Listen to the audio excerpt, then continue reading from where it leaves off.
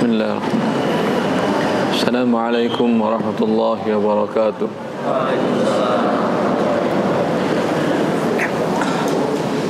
Innal hamdalillah nahmaduhu wa nasta'inuhu wa nastaghfiruhu wa nastahdihi wa natubu ilaih. Asyhadu an la ilaha illallah wahdahu la syarika lah wa asyhadu anna Muhammadan abduhu wa rasuluh.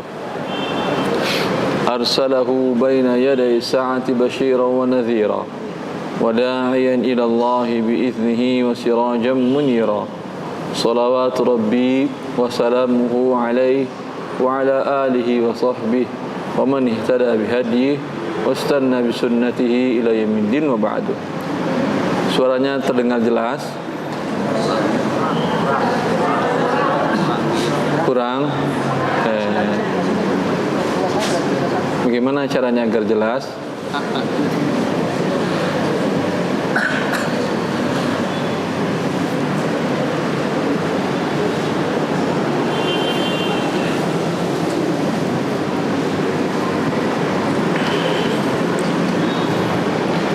Bapak-bapak, sekarang jelas ya? Alhamdulillah.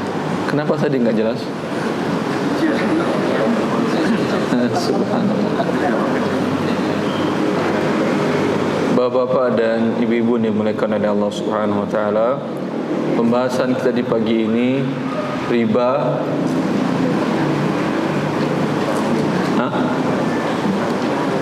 Riba dalam kehidupan sehari-hari yang tidak diketahui.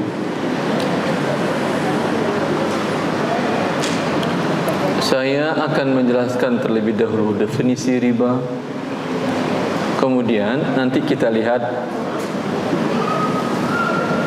banyak persoalan kehidupan kita yang ternyata di dalamnya mengandung unsur riba yang harus kita tinggalkan dan bertobat kepada Allah Azza wa Jalla.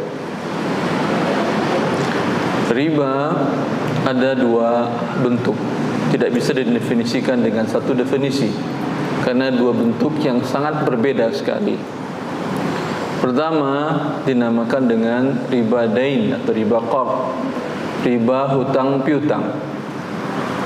Kedua, riba al-bay', riba jual beli. Yang dimaksud dengan riba dain atau riba qard,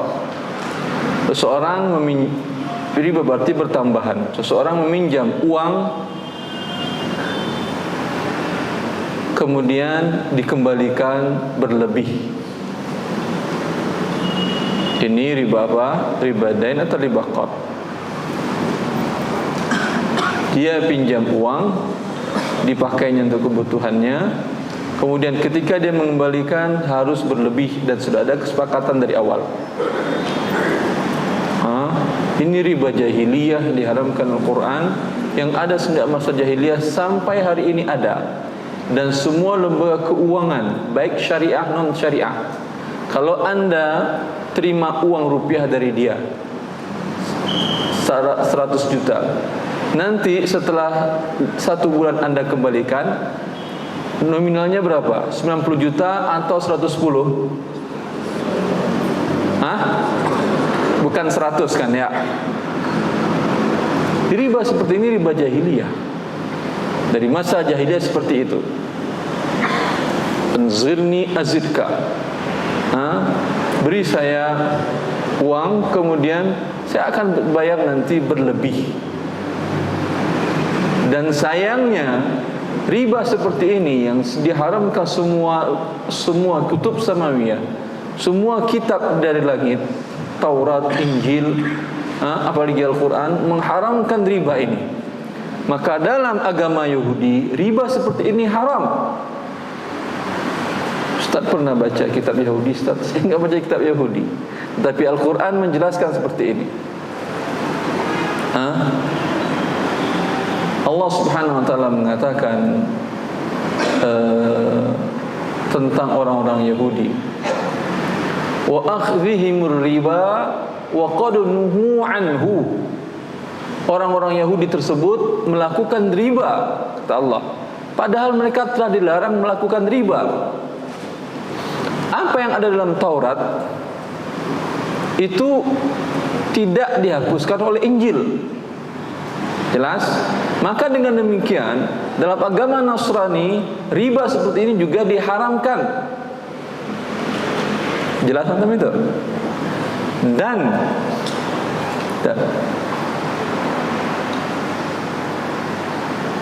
riba dari pertambahan hutang tersebut yang sebelumnya dalam bahasa Inggris mereka namakan dengan apa namanya? Bukan.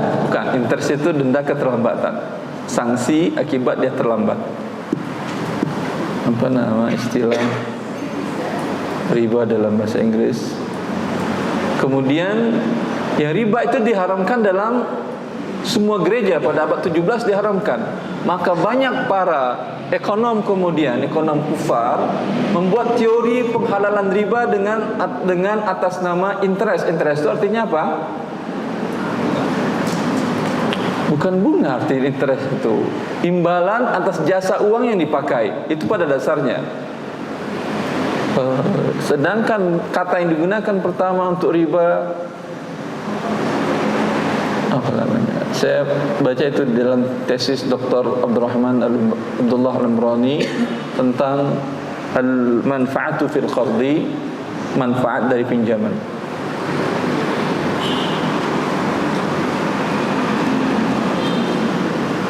Di buku Al-Aram kalau nggak salah ada saya nukil. Karena kata itu diharamkan dalam gereja, maka mereka ganti katanya. Mereka ganti kata riba tersebut dengan kata interest yang berarti adalah interest adalah arti keuntungan sebetulnya. Ya atau tidak? Keuntungan akibat dia memberikan pinjaman. Di dalam bahasa Indonesia juga begitu.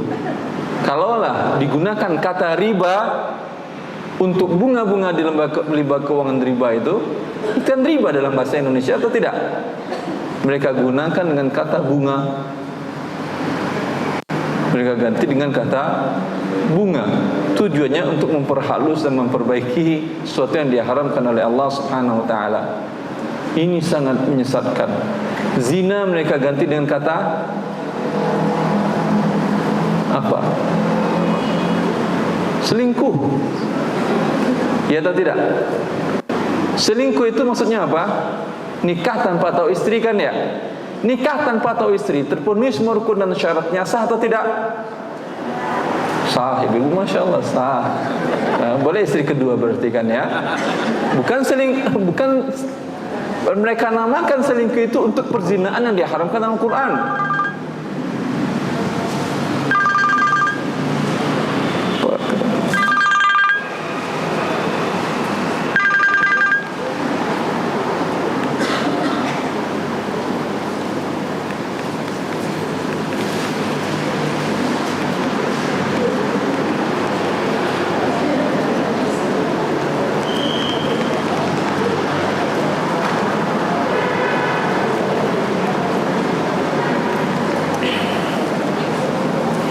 Maka adapun dalam agama Islam, dalam agama Nasrani mereka gampang tertipu.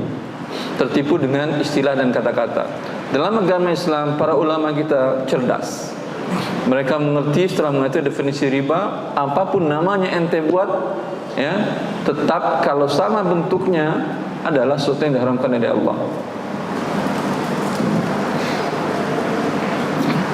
Nah, untuk kata riba tadi definisinya yang pertama, seseorang menyerahkan uang, berhutang, baik hutang dalam bentuk uang atau hutang dalam bentuk pembelian barang dan jasa. Kemudian bila terlambat ada pertambahannya. Jelas? Maka semua yang ada pertambahan adalah riba. Anda pinjam uang ke lembaga keuangan 100 juta, dikembaliin berlebih atau berkurang? Kelebihan itu adalah riba. Kalau di bank syariah Anda terima uang atau barang? Siapa yang pernah melakukan akad pembiayaan dengan bank syariah? Siapa yang pernah? Ada. Yang Anda terima barang atau uang? barang, bukan uang. Sama sekali dia tidak terima uang. Ini jual beli. Tapi kalau diterimanya uang, dan sebagian bank syariah ada seperti itu, ada atau tidak? Dia beri namanya pembiayaan ini, pembiayaan itu, tapi tetap yang diterima nasabah adalah rupiah. Nanti kemudian nasabah mengembalikan rupiah dengan cara cicilan yang berlebih. Ini juga riba namanya, walaupun bank syariah melakukannya. Bagi kita, mau syariah mau tidak, yang penting kita tahu hakikatnya, pertambahan dari uang yang dipinjam. Jelas ini? Bila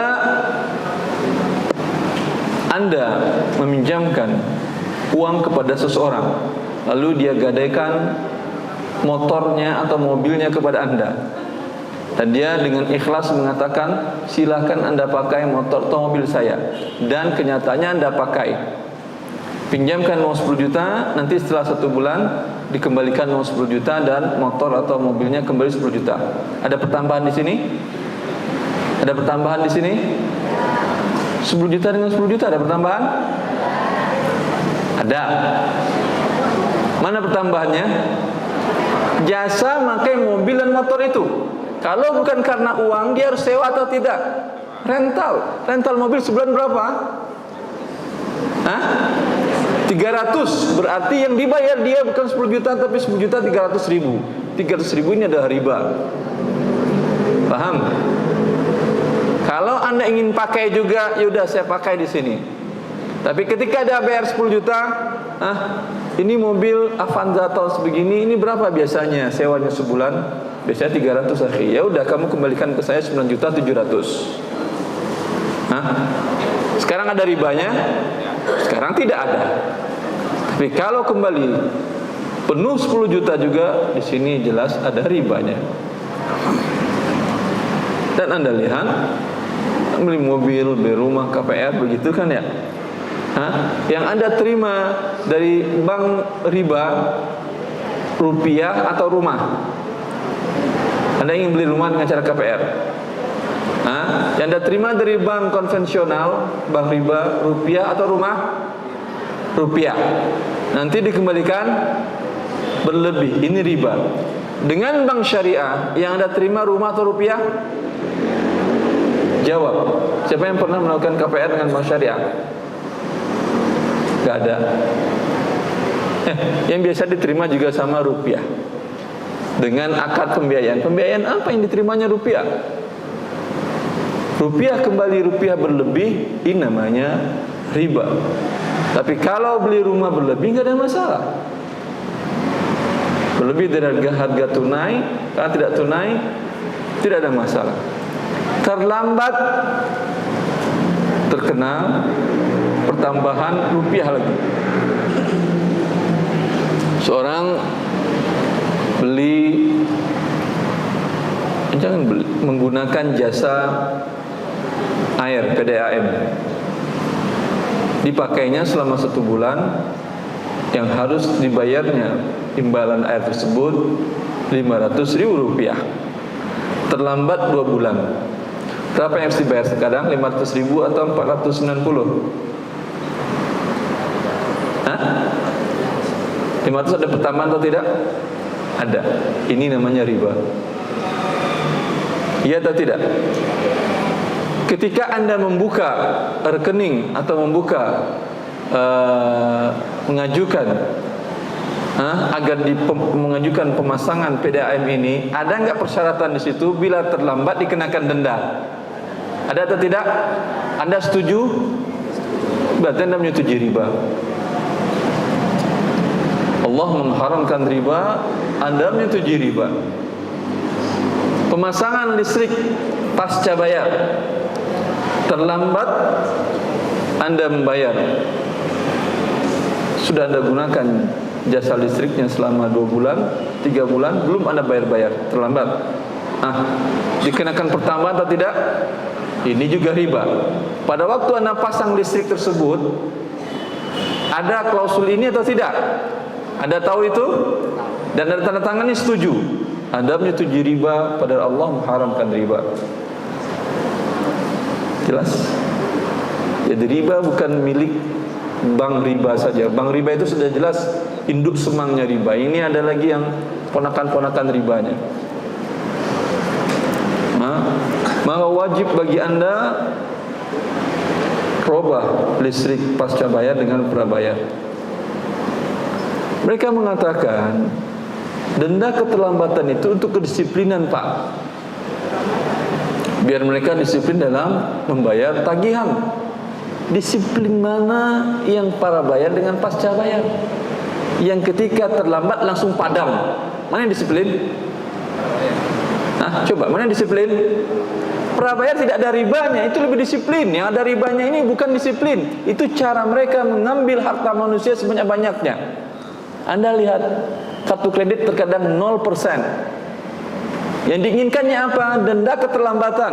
Karena kebiasaan manusia, survei ekonomi mengatakan bahwa hampir 100% kebiasaan manusia itu suka terlambat membayar tanggungan atau kewajiban.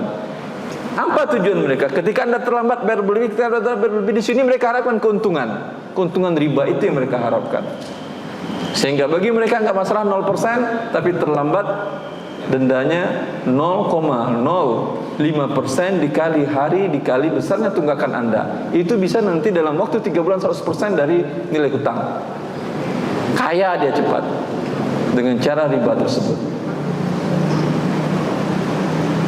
Allahu musta'an. Anak yang sekolah di SD atau di SMP yang swasta terlambat membayar tunggakan bulanan, ada denda?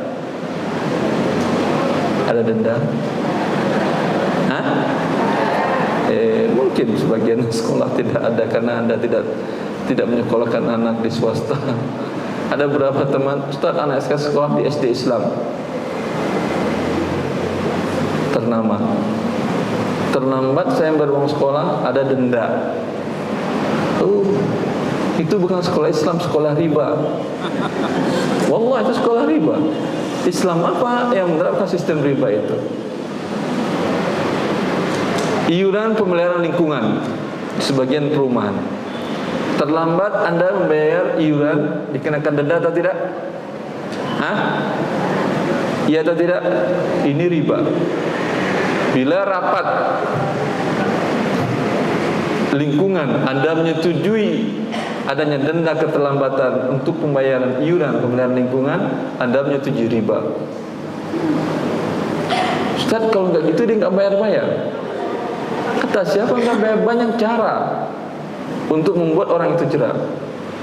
Ada beberapa klaster di perumahan tempat saya tinggal di kota wisata. Ada klaster yang terkenal di sana, punya ikhwah yang sudah ngaji tinggal di sana. Ustaz, klaster kami ada denda keterlambatan, minta hapuskan. Mereka minta hapuskan dan berhasil dihapuskan. Lalu mereka nanyakan bagaimana caranya untuk membuat mereka jerah. Banyak cara. Di antaranya ditanam di depan rumahnya pelang besar, rumah ini belum bayar tunggakan IPL. Besok bayar nggak dia? Lebih jitu daripada riba yang menghabiskan uang orang itu. Nggak ditagih, mana dia tahu? Tapi pasang di depan rumahnya, tahu dia langsung dia bayar. Di sebagian klaster lagi, bagi yang belum bayar IPL tidak dibukain pintu pelang oleh satpam. Silakan buka sendiri, ketahuan ini belum bayar. Enggak, seperti itu. Banyak cara. Kata siapa cuma satu-satunya cara untuk membuat orang jerah dalam tagihan pembayarannya dengan cara riba tersebut. Kemudian ini riba pertama ya. Aplikasinya banyak banget, contohnya banyak banget dalam kehidupan kita sehari-hari. Ingat saja ketika Anda berhutang, dikenakan pembayaran lebih, ini adalah riba. Bila klausul ini ada semenjak Anda buat akad, jangan mau tanda tangan dan jangan setuju dengan akad tersebut ya. Karena ini Anda menyetujui sesuatu yang diharamkan oleh Allah Azza wa Jalla. Bentuk riba yang kedua adalah riba dalam al-bay', jual beli. Tukar menukar barang dengan barang atau barang dengan uang. Rasulullah sallallahu alaihi wasallam mengatakan al-dhahabu bil-dhahabi wal-fiddatu bil-fiddati wat-tamru bil-tamri wal-sya'iru wal-burru bil-burri wal-sya'iru bil-sya'iri wal-milhu bil-milhi yadan biyadin mithlan bil-mithlin wa yadan biyadin fa idza ikhtalafat hadhihi al-asnafu fabi'u kaifa syi'tum idza kana yadan biyadin. Ini perlu dicerna dengan baik karena ini berbeda dengan yang pertama tadi. Tadi gampang, asal bertambah namanya riba. Ini bukan bertambah. Ada 6 komoditi kata Rasulullah sallallahu alaihi wasallam, dan riba ini tidak ada pada masa jahiliyah. Ada 6 komoditi kata Rasulullah sallallahu alaihi wasallam, bila ditukar sejenis harus 2 syarat terpenuhi, tunai dan sama beratnya atau ukurannya. Bila berbeda jenis tapi masih satu ilat, maka syarat cuma 1, harus tunai. Dari 6 komoditi ini, emas, perak 1 kelompok. Sisanya apa tadi? Korma, gandum dengan 2 jenisnya, ada gandum yang bulat, ada gandum yang panjang. Terus apa lagi? Garam. Ya. Ini adalah makanan pokok. Bila makanan pokok, beras ditukar sejenis dengan beras, syaratnya agar menjadi halal apa? Tunai dan beratnya sama. Tidak boleh beras rojo lele 1 kilo, beras yang masih ada jatah beras. Apa beras yang murah apa? Beras yang murah. Beras raskin. Beras raskin 4 kilo. Sama enggak sekarang beratnya? Hah? Tidak. Riba atau tidak? Riba. Lah, kalau gitu Islam berarti menafikan value atau nilai dari kualitas. Tidak, Islam tidak menafikan ini.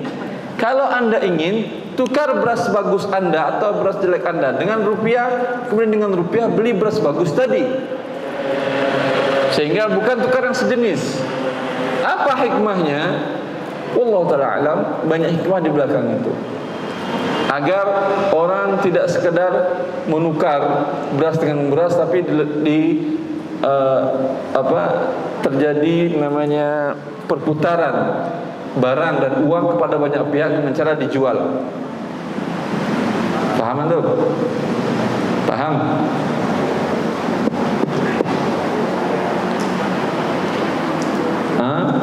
Ketika salah seorang sahabat datang ke kota Rasulullah, dia dari Khaybar, membawa kurma yang bagus.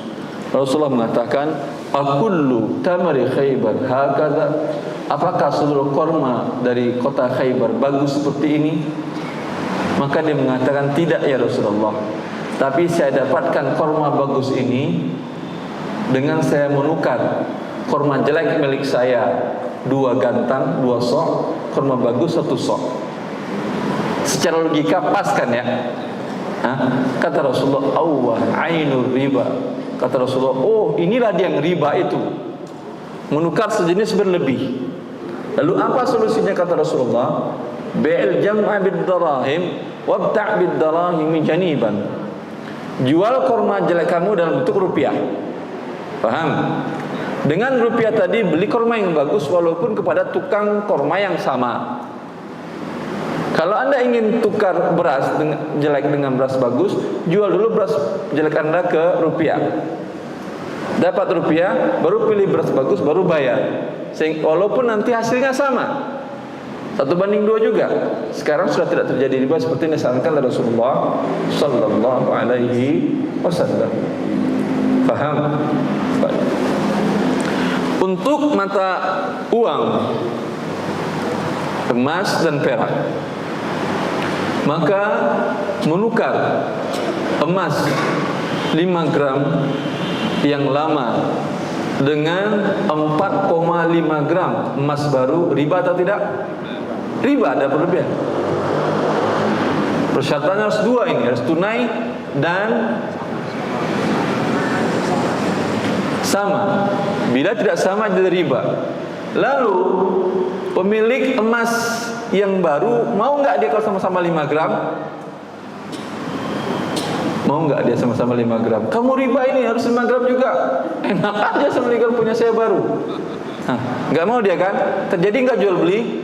Tidak terjadi. Memang itu diinginkan Islam. Solusinya bagaimana? Jual emas lama Anda dengan rupiah. Dapat rupiah, mana emas yang baru yang ini? 5 gram. Oh iya, berapa harganya? Oh berlebih tadi, kurang uang saya. Ini saya tambahin. Selesai? Selesai. Apa hikmah di balik itu? Rasulullah yang menjelaskannya agar tidak terjadi monopoli barang-barang penting ini. Ya. Menukar 100 pecahan 100.000 rupiah satu lembar dengan pecahan 10.000 rupiah sebanyak 9 lembar. Biasanya begitu kan ya? Nah, kalau barang ini riba atau tidak? Riba. Ribanya 10.000. Dan subhanallah, kalau di lembaga riba Anda tukar pecahan 100.000, ada pertama atau tidak? Tidak. Itu undang-undang dari BI. Tidak boleh bank menukar lebih karena merusak mata uang. Mereka aja tahu. Padahal mereka apakah mengerti syariat haram halal riba? Tidak. Cuma bagi mereka dalam kajian ekonomi mereka, bila ini terjadi maka uang menjadi alat perdagangan. Bila mata uang menjadi alat perdagangan, fluktuasinya sangat tidak terkontrol. Paham? Hanya karena dunia urusan mereka. Itu diharamkan oleh Rasulullah 14 abad yang lalu, baru hari ini mereka tahu. Paham tuh? Ya. Kemudian menukar uang rupiah dengan rupiah yang sejenis, ya. Rupiah dengan rupiah syaratnya tadi dua, harus sama nominalnya dan tunai. Rupiah dengan dolar harus sama, tidak perlu sama, tetapi harus tunai. Tidak boleh pagi saya serahkan dolar, sore saya terima rupiah. Ini riba nasi'ah namanya. Riba tidak tunai namanya. Jelas?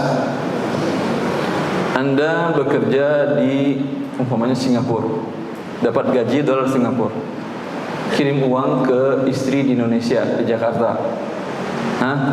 Yang Anda kirim rupiah di sana apa dolar? Dolar. Jadi terima istri Anda rupiah atau dolar? Tukar-nukar atau tidak? Tunai atau tidak?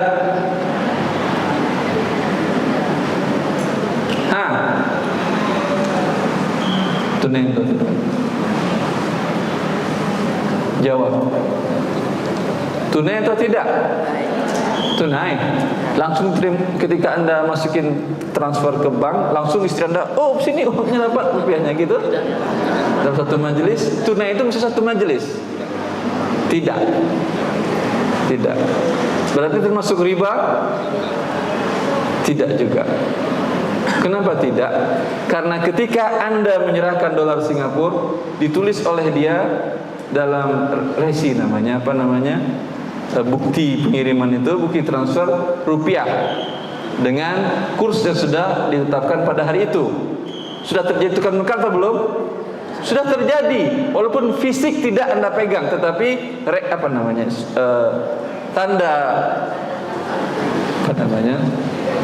slip transfer ini sudah Anda pegang, itu sama dengan uang. Karena walaupun kertas yang dikeluarkan oleh bank, karena yang mengeluarkan itu bank yang mempunyai trust, mempunyai kepercayaan kuat, orang yakin dengan uang itu, sama dengan uang. Bukankah uang rupiah Anda juga kertas? Ya atau tidak? Iya. Tapi kepercayaan orang membuat dia memiliki nilai sama dengan nilai emas. Dulu uang adalah emas. Berbeda kalau kertas ini diterbitkan oleh pribadi. Nah, itu orang enggak percaya ada uangnya atau tidak. Berarti sudah terjadi tukar-menukar di sana, sudah Anda terima dan tunai. Kemudian tolong kirimkan ke Indonesia yang rupiah tadi dengan biaya penambahan. Masih ada riba? Masih ada riba di sini? Tidak. Tapi kalau yang tadi itu adalah pribadi, saya terima rupiah Anda di sini, nanti saya kasihkan ke istri Anda, saya terima dolar di sini Singapura, nanti saya kasih ke istri Anda adalah rupiah dengan kurs hari ini. Ini tukar menukar tunai atau tidak? Karena kurs hari ini. Sepakat tukar menukar hari ini, sedangkan tidak terjadi serah terima. Kalau dia mengatakan, saya terima dolar Anda di sini dan nanti saya serahkan ke istri Anda di Indonesia, di Jakarta, dengan kurs per hari saya serahkan. Paham? Paham ada beda atau tidak? Ada beda. Yang ini halal atau tidak? Halal. Kenapa? Sudah kesepakatan. Halal atau tidak yang ini? Tunai atau tidak yang ini?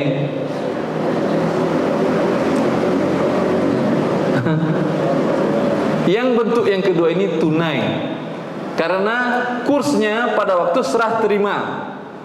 Berarti serah terimanya yang pertama, saya pinjam dulu dolar dari Singapura, saya bawa ke Indonesia. Ketika sampai di Indonesia, saya serahkan pada istrinya rupiah dengan kurs per hari itu. Paham? Berarti saya serah terima apa tukar menukarnya di hari itu tunai atau tidak? Tunai. Ini berdasarkan hadis Ibnu Umar. Kalau Anda dengan teman berangkat ke Arab Saudi umroh, di sana kurang real Anda, tapi rupiah Anda di Indonesia banyak banget. Tapi sekarang kan bisa kan gesek kartu ATM Anda, keluar nggak di sana real? Tunai atau tidak itu?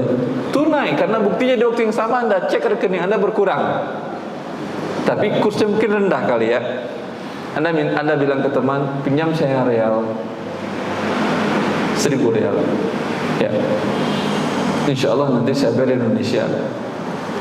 Teman ini butuh di Indonesia real apa rupiah?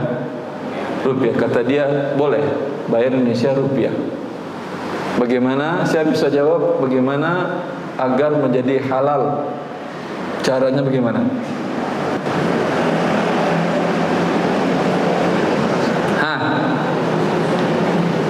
Kalau dia mengatakan nanti bayar di Indonesia dengan kurs per hari ini, karena biasanya di musim haji dan umrah real tinggi kan, dia pengennya dengan kurs hari ini saya serahkan itu namanya 4.000. Kalau seperti ini bagaimana? Halal atau haram? Siapa bilang halal? Tunjuk tangan. 1, 2, 3, 4, 5, 6. Yang bilang haram? Subhanallah. 1 jam saya ceramah nggak ada yang paham. Haram ya akhi. Kenapa? Kalau menggunakan kurs per hari ini karena tinggi, ya, sudah terjadi serah terima atau belum? Belum, yang terima baru real. Rupiah nanti berarti tidak tunai dan terjadi riba di situ. Yang kedua yang hal,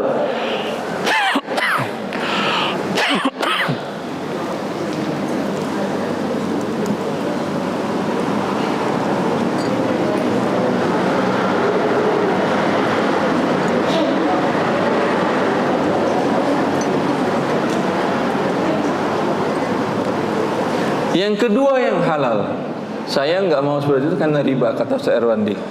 Saya maunya saya pinjam real Anda, saya bayar Indonesia rupiah dengan kurs waktu saya menyerahkan uang. Mungkin turun, mungkin naik, tapi biasanya turun kan. Kalau sudah selesai musim haji dan umrah, Ramadan biasanya kurs real tinggi. Ramadan, Syawal, Zulqa'dah, Zulhijjah tinggi, karena orang butuh real dari seluruh dunia banyak. Kalau dia bilang saya bayar dengan kurs hari saya menyerahkan, ini menjadi halal karena tukar menukarnya pada waktu itu. Uang real sudah saya terima sebelumnya, sudah dalam tanggungan saya, ini rupiahnya dengan kurs hari ini.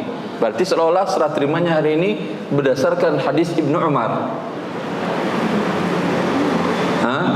Ibnu Umar bertanya kepada Rasulullah, ya Rasulullah, saya seling jual beli onta di pasar Madinah. Terkadang yang beli pakai dinar, tapi ketika bayar dia bayar pakai dirham. Dinar uang emas, dirham uang perak. Perbandingnya dulu masa Rasulullah 1:10. 1 dinar 10 dirham. Terkadang kesepakatan bayar pakai dirham, ternyata ketika dia bayar pakai dinar, maka tertukar menukar atau tidak? Tukar menukar. Tadi dia sepakat dinar. Ketika dia pakai dirham, tukar menukar atau tidak? Tukar menukar berarti harus ada kurs dan segala macam konsekuensi riba dan tidaknya. Kata Rasulullah, la ba'sa idza kana bi si'ri yawmiha wa alla tatafarraqa wa bainakuma syai'. Boleh kata Rasulullah dengan syarat pada waktu pembayaran dengan mata uang yang berbeda itu menggunakan kurs hari pembayaran, sehingga terjadi dia tukar menukar tunai pada waktu itu. Paham tadi itu kasusnya? Paham? Saya ulangi lagi pertanyaan. Saya pinjam emas ke Anda 1 kilo. Jelas? Nanti saya bilang nanti insya Allah setelah 1 tahun saya bayar rupiah ya. Jelas? Waktu pinjam sekilo tadi 500 juta ya. Waktu pembayaran ternyata sekilo tadi naik menjadi 550 juta. Anda minta yang mana uangnya ke saya? Kalau saya serahkan emas kilo selesai masalahnya. Saya minta emas tak, ya udah selesai masalahnya, nggak ada masalah. Kalau saya tetap bersikeras pakai rupiah karena kesepakatan rupiah, Anda minta 500 atau 550? Dia nanti ada giliran. 550. Kenapa? Karena tamak atau kenapa? Apa? Setelah ditukar tadi, kan karena harga masih berbeda. Setelah kemudian ulangi, kenapa? ya, nanti setelah waktu dia membalikan duit tersebut, membalikan emasnya kan beda harganya. Harga emas nanti setahun kemudian itu bisa jadi naik kan. Jadi kita pakai harga tersebut. Harga naik. Ya. Kalau pas turun, Harga turun. Karena kan kesepakatannya di setahun kemudian. Betul atau salah? Mau nggak Anda ketika turun? Harus mau, karena kalau nggak Anda mau atau tidak harus mau? Enggak mau minta aja emas kalau gitu. Kalau terus minta emas, kalau naik minta rupiah nggak ada masalah. Betul. Bukan dengan kurs pada harga waktu saya ambil emas. Anda lihat sekarang orang pinjam emas begitu kan ya? Bahkan terkadang diserahkan rupiah. Kita ikat dengan harga emas ya. Ini uang 100 juta. Per hari ini berapa emas? Berapa emas? 100 juta berapa emas? 1 on anggap. Setengah on. Anggap kita katakan setengah on. Nanti ketika kamu bayar dengan nilai emas setengah on. 2 tahun setelah itu dia mau bayar. Ini uang 100 juta. Kata siapa 100 juta? Kesepakatan kita setengah on. Kita lihat harga emas hari ini. Setengah on itu ternyata 120. Kamu harus bayar 120. Boleh ini? Banyak atau tidak seperti ini terjadi? Boleh ini? Boleh, Masya Allah, tukang riba besar ya ente. Saya pinjam 100 juta, saya kembalikan 120. Berapa pertambahan ribanya? 20. Oh itu kan imbalan inflasi Ustaz. Inflasi yang bikin bukan saya. Si tukang riba dunia Anda itu yang bikin inflasi. Kenapa harus saya bayar? Paham Anda? Kalau Anda tidak mau berkurang, jangan serahkan rupiah ke saya. Emas serahkan ke saya, nanti minta emas lagi. Mau naik, mau turun gak urusan. Paham? Tapi kalau sekedar diikat, ini haram hukum. Siapa yang bisa jawab pertanyaan yang luar biasa ini? Kalau jawabannya betul, saya kasih hadiah. Ada hadiah?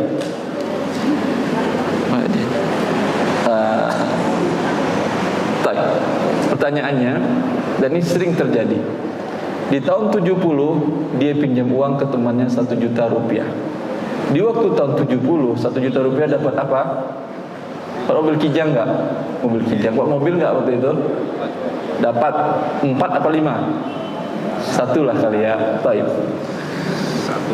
Udah lama dia nggak bertemu dan 7 bulan nggak bertemu. Hari ini ketemu dengan temannya, Masya Allah, kata dia, lama saya cari kamu nggak ketemu, saya ingat ada hutang 1 juta. Nih 1 juta untuk kamu. Terima kasih sudah membantu saya di waktu itu. 1 juta ini 1 juta cash untuk kamu. Yang memberikan hutang tadi mau terima nggak? 1 juta hari ini, ban sepeda dapat atau tidak? Dapat kali ya, ban sepeda dapat. Dulu dapat mobil, sekarang ban mobil dapat sekarang 1 juta. 4 dapat. Bisa mobil jalan dengan 2 ban. Bantunya nggak dapat. Gimana ini? Harus dia bayar dengan harga, kata dia, kamu pinjam 1 juta, saya pinjamkan 1 juta di waktu itu, tapi per hari 1 juta itu sama dengan harga mobil mamanya 50 juta. Serahkan 50 juta baru saya redok. Dia bilang, kalau saya serahkan 50 juta berarti ada pertambahan 49 juta. Bukankah ini riba? Saya nggak mau riba aja. Saya siap bayar tapi saya nggak mau riba. Gimana? Solusinya gimana? Siapa yang bisa? Siapa yang bisa?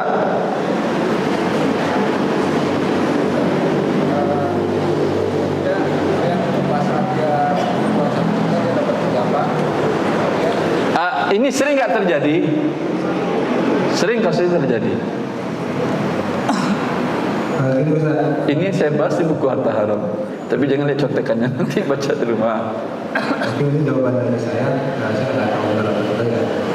Kita lihat pas saat dia pinjam 1 juta, itu kemampuan saat itu beli apa? Pas saat dia berbayar, kita beliin barang itu aja terus ada harga. Sudah saya jelaskan tadi, harganya dapat mobil yang sekarang mungkin mobil itu harganya 50 juta. Berarti harus bayar 50 juta. Kita beli mobilnya aja Ustaz. Kita bayar dengan barang. Siapa yang mau mobil? Saya nggak mau mobil, saya mau uang.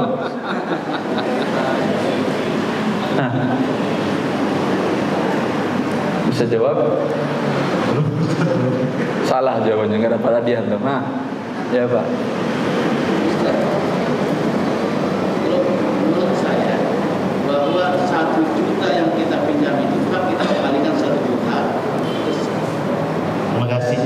Jadi menurut saya bahwa pinjaman 1 juta karena tidak diperjanjikan bahwa akan dibeli suatu kelebihan, maka tetap dikembalikan 1 juta. Maka adapun kelebihan lainnya itu tergantung kepada pribadi, apakah bonus atau bonus 49 juta.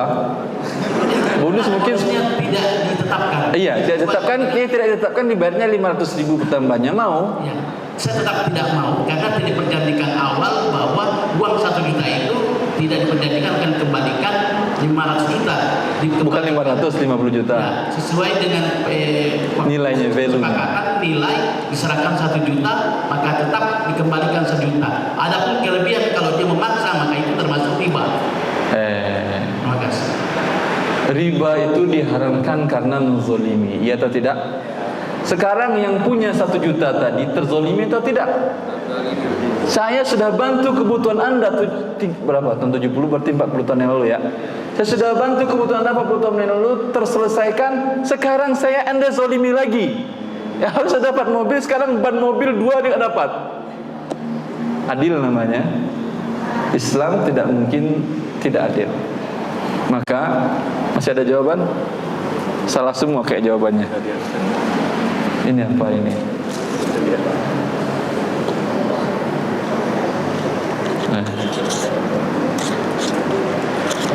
Ada DVD bagus, punya nggak ibu-ibu? Rekaman saya di Radio Roja dan TV Roja dari matan yang pertama dulu apa? Manhajus Salikin, Syekh Sa'di, semuanya lengkap. Kemudian matan takrib semuanya lengkap, mazhab Syafi'i. Itu ada DVD-nya dengan tanya jawabnya. 2 giga karena DVD, karena 2 giga DVD. Itu dijual di internet 30.000 kalau nggak salah saya. Dijual online 30.000. Tapi kalau Anda mau download aja dari itu enak, Masya Allah. Saya pun masih sering dengar itu. Ya, salah jawabannya. Apa boleh buat? Nggak dapat hadiah. Jawaban yang betul, keputusan yang dikeluarkan oleh Lembaga Fikih Islam Nasional, ini inflasi namanya kan ya? Inflasi atau tidak namanya? Inflasi namanya. Maka bukan kesalahan si yang meminjam, bukan kesalahan si pemberi pinjaman. Ini kesalahannya karena kesalahan riba. Murni inflasi itu dibuat karena terjadi karena ada riba. Ini disepakati semua para ahli ekonomi dunia. Jelas? Maka dalam hal ini dilihat inflasinya lebih dari 75% atau tidak. Bila lebih dari 75% maka dinilai banyak. Ketika itu maka mata uang yang rupiah di waktu di 40 tahun yang lalu itu tidak dianggap rupiah lagi. Tidak laku. Ketika tidak laku dinilai dengan emas per hari ini. Coba antara 1 juta dengan 50 juta, pengurangannya lebih nggak dari 75%? Lebih 90% ada, ya atau tidak? Dengan demikian maka tidak dianggap dia berutang 1 juta, dianggap dia berutang dengan nilai 1 juta di waktu itu. Maka dinilai 1 juta di waktu itu berapa gram emas? Paham? Paham atau tidak? Nah, umpamanya 1 juta di waktu itu sama dengan 2,5 on, ya, atau 2 on. Dan per hari ini 2 on itu sama dengan 50 juta. Maka bayarnya 50 juta. Ini yang adil. Adil atau tidak ini? Adil, ini yang adil. Tidak dianggap mata uang tersebut. Kalau kemudian inflasinya antara 75 sampai 30% inflasi terjadi, maka kerugian dibagi dua. Kalau 75% tadi dianggap tidak ada sama sekali. Antara 75 dengan 33% inflasinya, maka kerugian dibagi dua. Dilihat antara umpamanya tadi 1 juta menjadi kemudian nilainya sekarang lagi 5 juta. Menjadi 4 juta. Kalau 4 juta masih bisa kan ya? Antara 70 sampai 30 kan ya? Maka perbedaannya ada 3 juta. 3 juta, 1,5 juta ditanggung oleh dia, 1,5 juta ditanggung oleh saya. Maka saya kembalikan 1 juta ditambah 1,5, 2,5 juta. Paham ini? Agak repot ya, tapi apa boleh buat. Bila inflasinya di bawah 30%, sepakat para ulama semuanya nominal yang dikembalikan. Dalam rentang waktu 2 tahun kan inflasi per tahun berapa? 6% kan ya? Ya, 2 tahun mungkin 12%. Maka tidak boleh Anda bayar setelah 2 tahun minta 100 juta 16.000 rupiah. Saya pinjamkan 100 juta. Itu terjadi inflasi sepakat. Kan Anda tahu kan inflasi 6% tahun kemarin? Iya Pak. Sekarang ini 7% tahu Pak. Berarti 13% inflasinya. Iya. Saya nggak mau dong uang saya berkurang. Anda sudah gunakan, saya tidak dapat pertambahan apapun juga. Masa uang saya berkurang lagi nilainya? Tolong beri tambahan 13%. 13 juta dari uang saya 100 juta tadi. Ini sepakat para ulama haram. Ini yang riba. Karena inflasinya kecil. Karena yang kecil tidak dianggap perlu harus diganti dengan sesuai dengan keadilan tadi. Paham? Paham, tapi mungkin lupa untuk caranya tadi. Allah yabarik fikum. Itu untuk utang yang selamatnya seperti saya katakan tadi, pakai emas. Pinjamkan emas, mau 10 tahun, mau 100 tahun dia bayar emas tetap. Karena subhanallah nilai emas itu Allah yang mengatur. Di masa Rasulullah memberikan kepada Urwah al-Bariki 1 dinar. 1 dinar berapa juta sekarang? 4,25 gram, 2,5 juta ya. Disuruh balik kambing 1 dinar. Dapat 1 dinar 1 kambing di waktu itu. Hari ini dapat nggak dalam 2,5 juta 1 kambing? Dapat atau tidak? 14 abad tidak ada perubahan pertukaran mata uang ini dengan barang dan jasa. Karena Allah yang mengaturnya, Allah adil. Inflasi adalah kezaliman. Apa dosa saya nyimpan uang saya 100 juta, kemudian setelah 10 tahun nilainya cuma setengah. Kalau maling kan gampang digebukin. Ini Siapa juga yang makan uang Anda adalah para tukang riba dalam bentuk lembaga keuangan yang memutar uangnya dengan cara riba sehingga terjadi inflasi. Allah Ta'ala alam. Jam 11 lewat 10, tinggal 20 menit. Kalau ada pertanyaan silahkan. Ustaz, Ya, ada mic.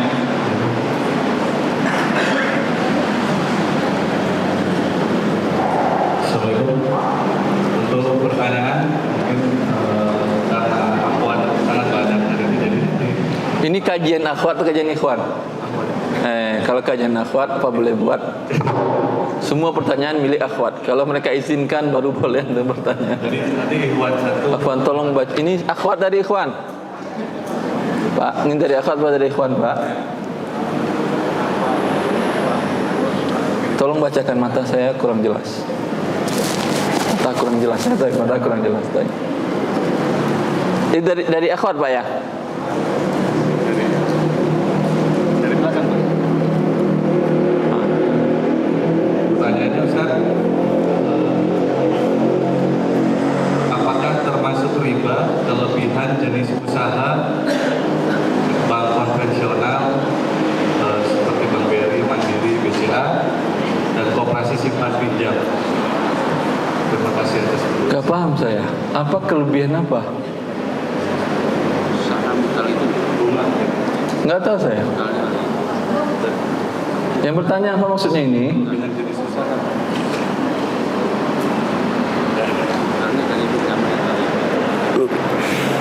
Ini aja untuk Iwan 1 nanti Iwan dan 3 mungkin untuk Iwan yang pertama silakan. Ya, baik. Assalamualaikum Pak Ustaz. Assalamualaikum warahmatullahi. Pertanyaan tapi di wakil itu Ustaz. Boleh berhenti ya? Boleh. Di wakil tapi maksudnya masih muamalah juga ini. Wakil tapi masih muamalah. Dari satu tema Pak. Nggak boleh Pak, nanti aja di luar masjid. Di luar masjid aja. Nah.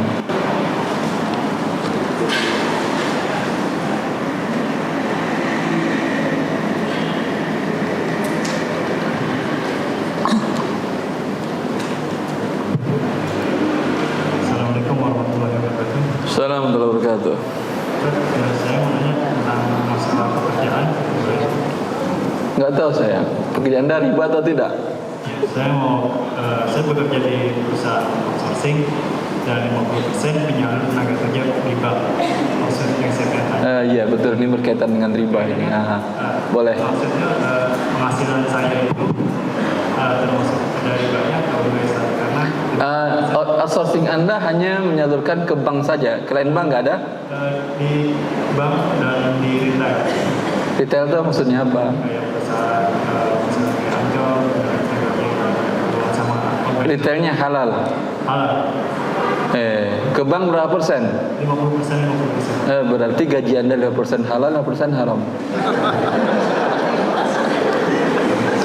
Allah yang Masalahnya, kalau tidak ada outsourcing Anda, bank itu mati kan ya? Mati atau tidak dia kalau Anda tidak salurkan tenaga kerja? Pasti agak kerepotan sih karena Bukan kerepotan, tapi bilang dia ngambil lagi dari outsourcing lain sama aja, dia akan mati dia. mati. Nah, karena ada Anda, jadi hidup dia. Maka haram 50% dari gaji Anda. Silakan untuk akhwat.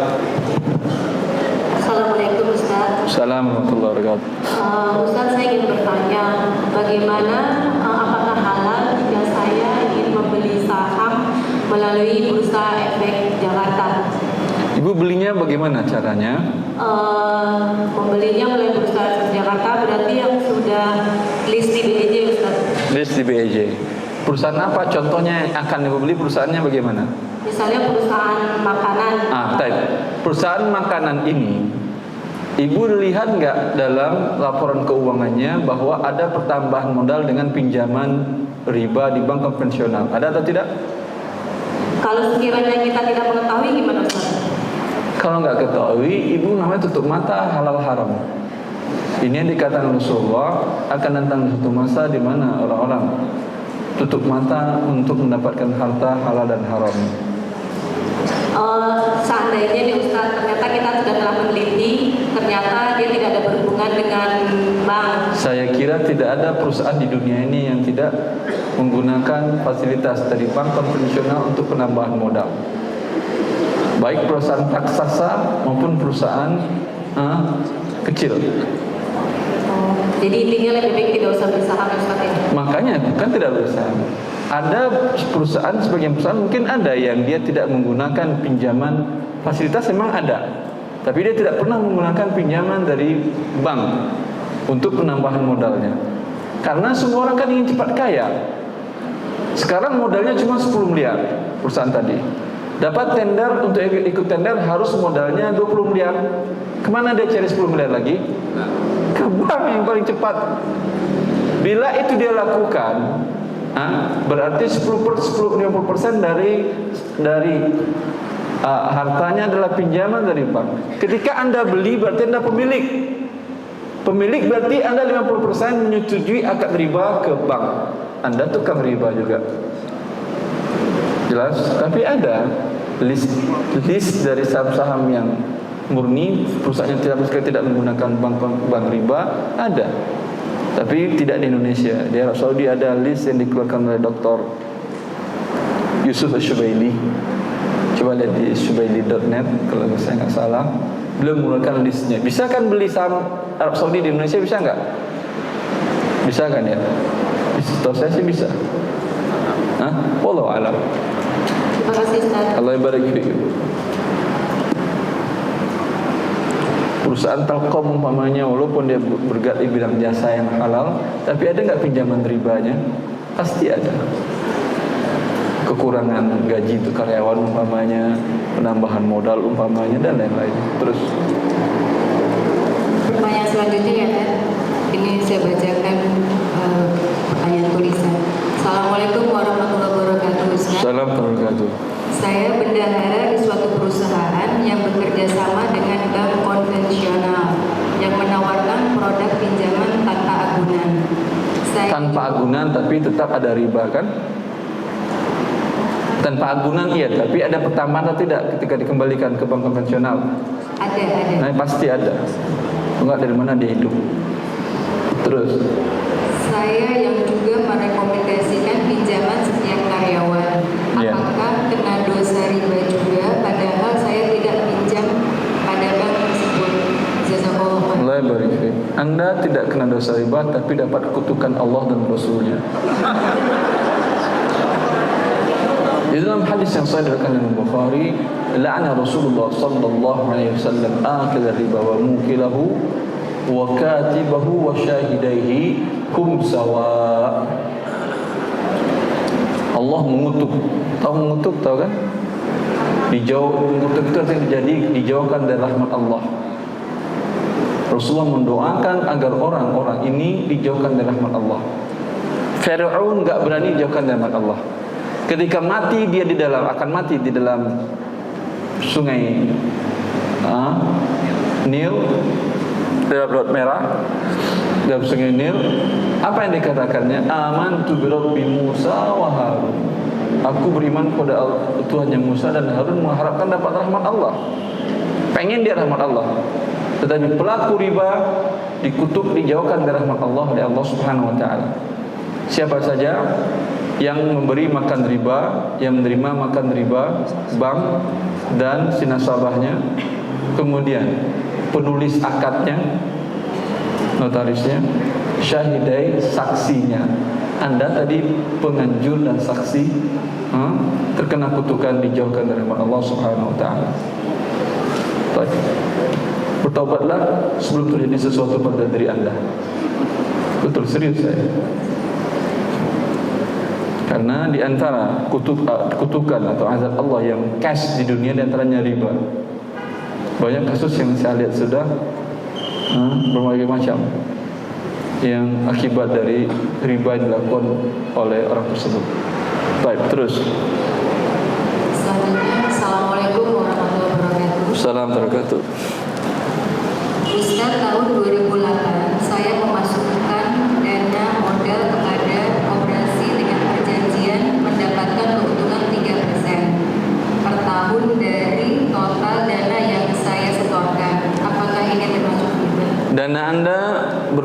atau tidak bila ada kerugian pada koperasi tersebut?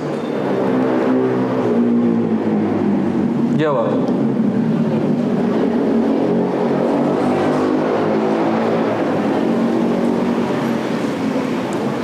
Anda store 100 juta ke koperasi tadi.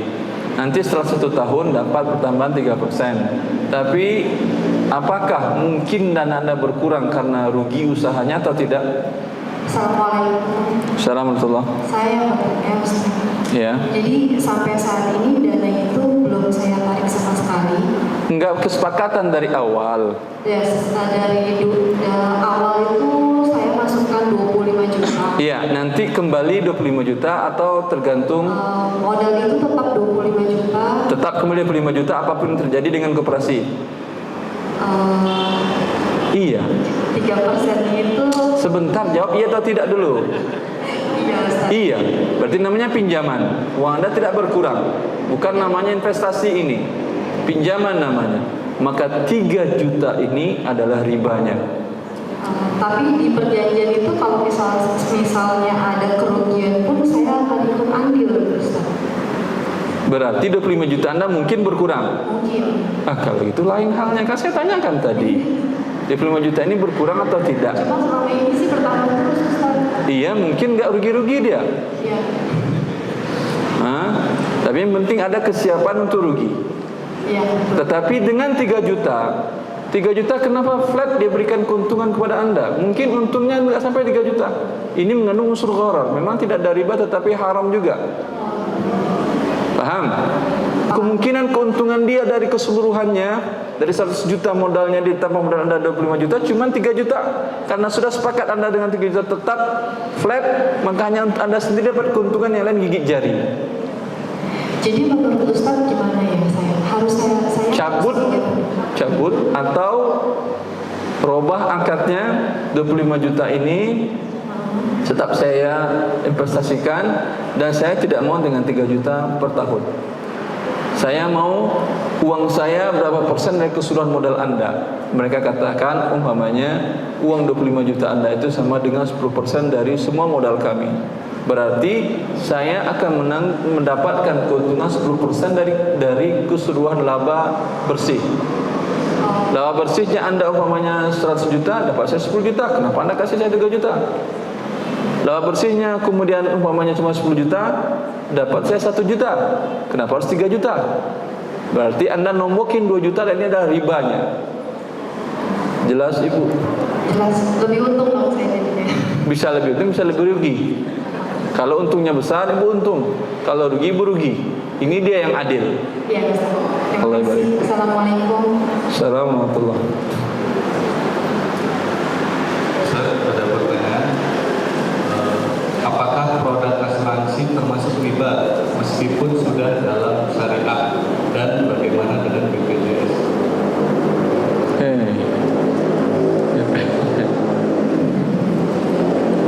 Asuransi walaupun syariah yang ada di Indonesia menurut saya masih riba,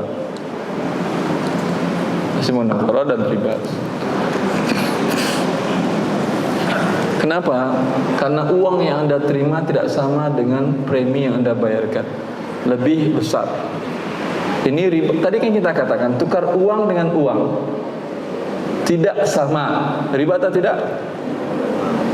Riba. Tidak tunai, karena asuransi nggak tunai. Dia bayar premi bulanan, nanti terima dalam waktu yang panjang. Riba atau tidak? Riba dengan dua bentuknya. Apa lagi? BPJS berbeda dengan asuransi. Yang Anda bayarkan rupiah, yang Anda terima rupiah atau jasa. Nah, ini jual beli jasa. Cuman masalahnya dahulu masih ada denda keterlambatan, tapi sekarang katanya sudah dihapus ya. Kalau nggak salah ada undang-undang yang menghapuskan denda keterlambatan. Wallahu ta'ala alam. Boleh Anda gunakan dan lebih bagus daripada asuransi kesehatan. Baik. Silakan selanjutnya untuk Rahmat. Assalamualaikum warahmatullahi wabarakatuh. Assalamualaikum. Apabila menabung di koperasi setiap tahunnya ada keuntungan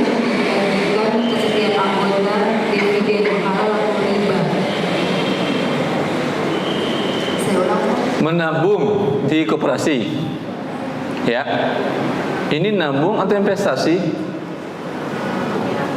Artinya mungkin berkurang nggak uang Anda? Jawab. Anak tukang koperasi.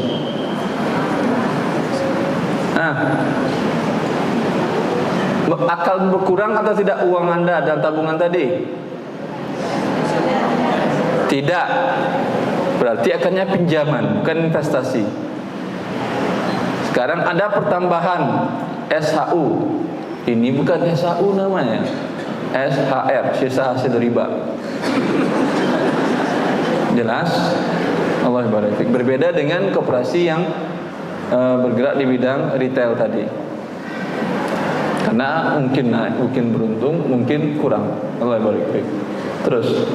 Ini masih terkait koperasi Ustaz. Menurut Ustaz, koperasi syariah 212 yang baru dibentuk apakah betul syariah sesuai dengan syariah? Saya tidak dapat draft pendirian undang-undang dan draft anggaran ADRT-nya. Saya nggak tahu Pak syariah atau tidak. Tapi ada sekarang untuk menyaingi itu juga ada koperasi yang dibikin oleh ikhwah kita namanya Ukhuwah Jumat Berkah, menandingi 212 itu juga. Jumat Berkah itu dia kerjasama dengan BNI Syariah.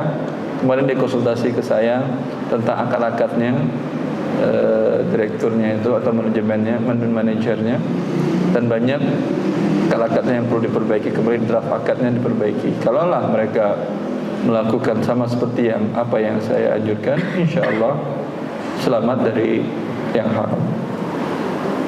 Mereka menjual saham, per sahamnya 10 juta. Namanya koperasi Ukhuwah Jumat Berkah. Ya. Kalau nanti mereka robah, mereka jual sahamnya ke masyarakat umum, bagus Anda beli. Karena bergerak bidang retail. Tujuannya ingin menyaingi retail yang ada sekarang, yang sudah menyesakkan dada. Baik, ada. Selanjutnya Ustaz, Assalamualaikum warahmatullahi wabarakatuh. Salam wabarakatuh. Ustaz, apa hukumnya kerja sebagai sales mobil yang berhubungan dengan leasing atau bank? Walaupun sebagai sales saya hanya mau menjual dengan pembelian cash saja. Jazakumullah khairan. Bagus kalau dia hanya terima penjualan, pembelian yang cash saja. Berarti dia tidak nyuruh orang itu ke perbuatan riba. Memang ini solusinya. Walaupun perusahaannya kerjasama dengan leasing, tetapi dalam akad yang dia buat tidak ada akad riba. Halal bagi dia gajinya, tapi mungkin dapat dikit. Karena jarang orang yang beli cash.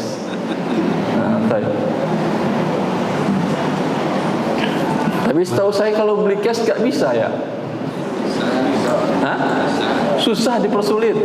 Apalagi motor, gak ada yang mau jual cash. Dealer-dealer gak ada yang mau jual cash. Karena mereka seperti yang tadi saya katakan, mereka ingin dapat keuntungan dari riba tadi. Belum lagi dari asuransi yang memberikan kepada dealer tadi angka sekian juta dari setiap nasabah. Adik saya waktu itu beli mobil di daerah, berapa dealer nggak mau dia datangnya, tapi ada satu dealer yang mau jual cash. Susah ya, karena mereka otaknya sudah otak riba. Harganya lebih mahal. Lebih mahal nggak juga?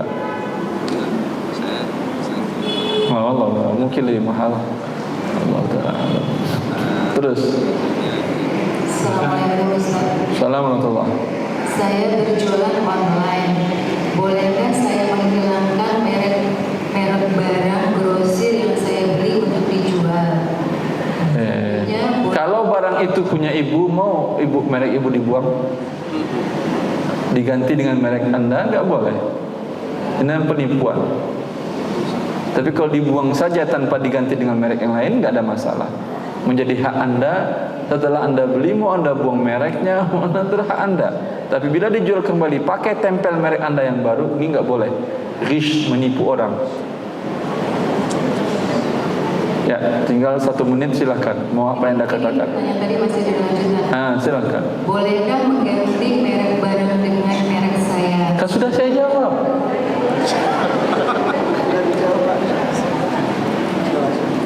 Masih ada lanjutan lagi, silakan. Ya, terakhir apa yang Anda sampaikan panitia? Dan terakhir untuk iman. Oh, masih ada pertanyaan lagi. Saya hanya masalahnya kan 11.30. Oh, Ustaz datang terlambat Ustaz. Saya siap. Tapi bukan kesalahan saya. Kesalahan panitia yang ngirim terlambat. Jam 8, jam 8.15 baru saya naik taksi. Menjelang zuhur. Saya tahu cuma 11.30. Ya atau tidak panitia? Jujur panitia, 11.30 apa zuhur? Kalau zuhur saya tidak terima dari awal penawarannya.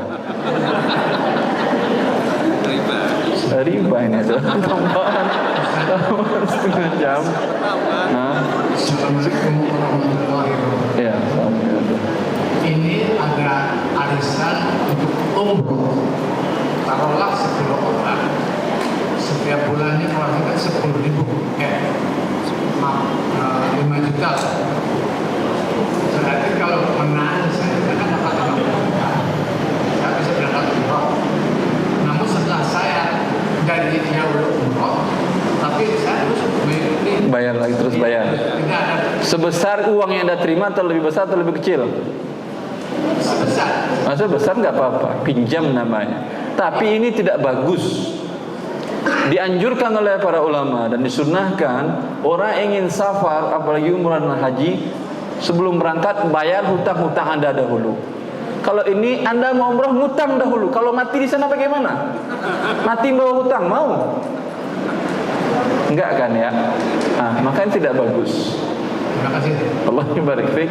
Subhanakallahumma wa bihamdika asyhadu an la ilaha illa anta astaghfiruka wa atubu ilaik. Assalamualaikum warahmatullahi wabarakatuh.